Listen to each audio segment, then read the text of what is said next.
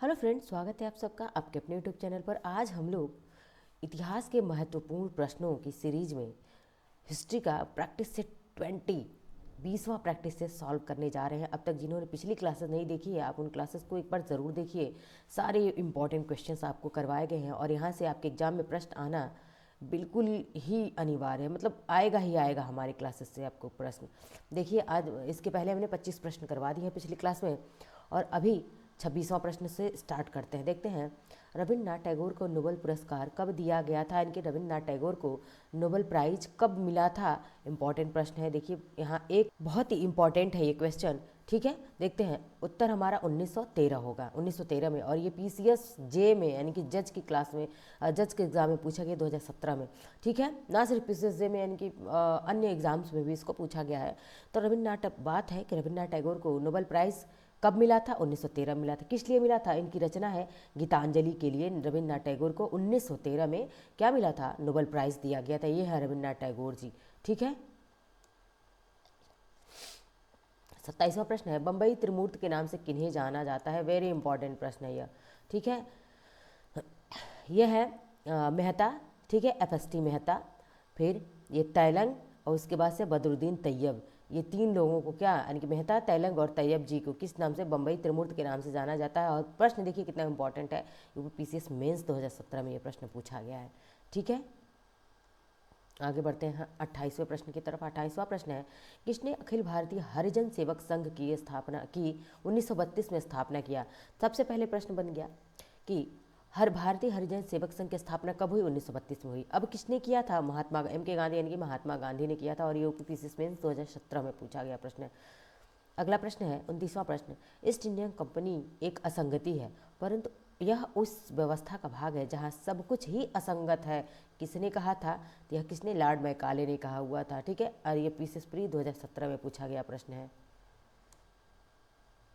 आगे 30वां प्रश्न देखते हैं, बंगाल के मिदनापुर जिले में जातीय सरकार की स्थापना कब हुई थी? वेरी इंपॉर्टेंट है कि बंगाल के मिदनापुर में जातीय सरकार की स्थापना कब हुई? 1942 में हुई थी और पीसीएस प्री में पूछा गया प्रश्न है यह।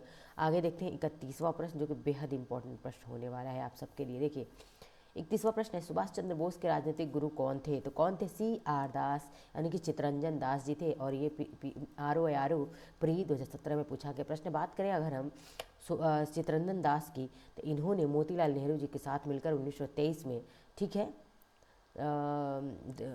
CR दास और मोतीलाल नेहरू ने स्वराज पार्टी का गठन किया था। बहुत बार पूछा जाता है। ठीक है, और आगे बात करते हैं सुभाष चंद्र बोस की, तो इन्होंने फॉरवर्ड ब्लॉक की स्थापना किया था। बहुत बार पूछा जाता है कि फॉरवर्ड ब्लॉक की स्थापना किसने किया था?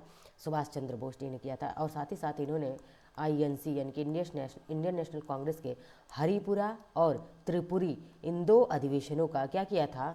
अध्यक्षता किया था। ठीक है, आगे बढ़ते हैं। अब देख लेते हैं, इसी के साथ साथ बहुत ही फेमस क्वेश्चन पूछा जाता है कि गांधी जी के राजनीतिक गुरु कौन थे? तो ये हैं गोपाल कृष्ण गोखले जी। देखिए, गोखले यानी कि राष्ट्रपिता महात्मा गांधी के राजनीतिक गुरु थे। कौन थे महात्मा गांधी के राजनीतिक गुरु? तो GK गोखले, गोपाल कृष्ण गोखले। यहाँ पर देख लीजिए, गोखले ने यानी कि गोपाल कृष्ण गोखले ने सर्वेंट्स ऑफ इंडियन सोसाइटी की स्थापना की। बहुत बार पूछा जाता है कि सर्वेंट्स ऑफ इंडियन सोसाइटी की स्थापना किसने किया? तो गोपाल कृष्ण गोखले ने किया था। और ठीक है, उसके बाद से 1886 में महज 20 साल की उम्र में इन्होंने राजनीति में कदम रखा था, गोपाल कृष्ण गोखले ने। ठीक है, आगे बढ़ते हैं, देखते हैं नेक्स्ट। 32वां प्रश्न है, पौंडीचेरी किसका उपनिवेश रहा है? यानी कि पौंडीचेरी जो था किसका उपनिवेश था? तो फ्रांसीसियों का उपनिवेश था। और यह RO 2016 में पूछा गया प्रश्न है। आगे 33वां प्रश्न देखते हैं, डचों द्वारा किस शहर को अपना व्यापारिक केंद्र बनाया गया था? तो बात करें कि डचों ने किसको अपना व्यापारिक केंद्र बनाया था? तो मद्रास को बनाया था। और यह यूपी RO प्री 2016 में ये भी प्रश्न पूछा गया है। आगे देखते हैं 34वां प्रश्न, जो कि बेहद इंपॉर्टेंट है आप सबके लिए। अंग्रेजी ईस्ट इंडिया कंपनी द्वारा लड़े गए युद्ध में से कौन सा युद्ध सर्वाधिक निर्णायक था? तो कौन सा? बक्सर का युद्ध सर्वाधिक निर्णायक था। और बक्सर की लड़ाई कब हुई? 1764 में हुई थी। यूपीपीसीएस प्री 2016 में पूछा गया। आइए इस कॉन्सेप्ट को, बक्सर की लड़ाई या बक्सर के युद्ध के कॉन्सेप्ट को पूरी तरह क्लियर कर लेते हैं। देखिए, बक्सर का युद्ध 22 अक्टूबर 64 को हुआ था। और इस युद्ध में जीता कौन था? अंग्रेज जीता था। बहुत बार पूछता है। कारण क्या था? मीर कासिम द्वारा बंगाल राज्य में सभी आंतरिक व्यापारी कर समाप्त कर देना। ठीक है, अब देखिए, मीर कासिम, शाह आलम द्वितीय और शाह सुजाउद्दौला के संयुक्त सेना तथा हेक्टर मुंडो के नेतृत्व में अंग्रेज के बीच लड़ा गया था। इनके किसके किसके बीच हुआ था? बहुत बार पूछता है। बक्सर की लड़ाई किसके किसके बीच हुई थी? मीर कासिम था, शाह आलम द्वितीय था, सुजाउद्दौला था, और फिर एक तरफ अंग्रेजों की सेना की तरफ से हेक्टर मुंडो था। ठीक है, ऐसे लिखा था। मुंडो जीत गया था 1764 की लड़ाई में। मीर कासिम और अंग्रेजों के मध्य अन्य युद्ध कौन कौन से हुए थे? तो देखिए, कटवा का युद्ध 9 जुलाई 1763 और गिरिया का युद्ध, जो कि बहुत बार पूछा जाता है, या 5 सितंबर 1763 को गिरिया का युद्ध हुआ था। ये बहुत इंपॉर्टेंट है, गिरिया का युद्ध। 35वें प्रश्न की तरफ बढ़ते हैं और देखते हैं 35वां प्रश्न हमारा क्या है। बक्सर की लड़ाई के समय बंगाल का नवाब कौन था? मीर जाफर था। कौन था? मीर जाफर था। बक्सर की लड़ाई के समय बंगाल का नवाब। आगे बढ़ते हैं, देखते हैं 36वां प्रश्न। एक लास्ट, इसको चपेल भी कहते हैं और सापेल भी कहते हैं।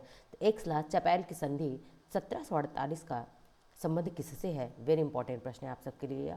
कि ऑस्ट्रियन यानी कि ऑस्ट्रिया का उत्तराधिकार, प्रथम कर्नाटक युद्ध की समाप्ति। ये दो कारण थे कि ऑस्ट्रिया में उत्तराधिकार की लड़ाई चल रही थी और साथ ही साथ यहाँ पे प्रथम कर्नाटक युद्ध की समाप्ति हुई थी। उसी किससे पूछता है? प्रथम कर्नाटक युद्ध की समाप्ति किस संधि से हुई थी? तो एक लास्ट चापेल की संधि 1748 में हुई थी। ठीक है, देख सकते हैं कि यूपीपीसीएस प्री 2016-17 में पूछा गया कंटिन्यू। आगे देखते हैं 37वां प्रश्न। 37वां प्रश्न है, द्वितीय कर्नाटक युद्ध जो कि 1749 से लेकर के 1754 तक चला था, का संबंध किससे है? तो देखिए, पौंडीचेरी की जो संधि हुई थी, अब किसके किसके बीच हुई थी पौंडीचेरी की संधि? ब्रिटिश और फ्रेंच के बीच हुई थी। ये पीछे स्प्री 16-17 में यूपीएसीएफ में पूछा गया प्रश्न है। अब देखिए, हम समझ लेते हैं कि जो कर्नाटक युद्ध हुए हैं उन सारे कर्नाटक युद्ध को समझ लेते हैं। प्रथम कर्नाटक युद्ध कब हुआ? 1746 से 1748 के बीच। द्वितीय कर्नाटक युद्ध कब हुआ? 1749 से 1754 के बीच। तृतीय कर्नाटक युद्ध 1758 से 1763 के बीच। ये तीनों कर्नाटक युद्ध हुए हैं और यहाँ से आपको एक नंबर मिल सकता है। बेहद इंपॉर्टेंट, तीनों पूछा जाता है। आज का अंतिम प्रश्न 38वां। मद्रास की संधि 2 अप्रैल 1769 का संबंध किस युद्ध से है? तो कौन सा युद्ध हुआ था? प्रथम अंग्रेज मैसूर युद्ध, जिसमें अंग्रेजों की हार हो गई थी, प्रथम अंग्रेज आंग्ल मैसूर युद्ध में। ठीक है, आगे बढ़ते हैं। देखिए, एक बार और हम आंग्ल मैसूर युद्ध को समझ लेते हैं। बेहद इंपॉर्टेंट है क्योंकि बार बार आपसे पूछा जाता है आंग्ल मैसूर युद्ध। पिछली क्लास में भी मैंने इसको कवर किया हुआ है। प्रथम आंग्ल मैसूर युद्ध 1767 से 69 के बीच हुआ और इस समय मद्रास की संधि, कौन सी संधि हुई थी? मद्रास की संधि हुई थी। द्वितीय आंग्ल मैसूर युद्ध 1780 से 1784 मंगलौर की संधि हुई थी।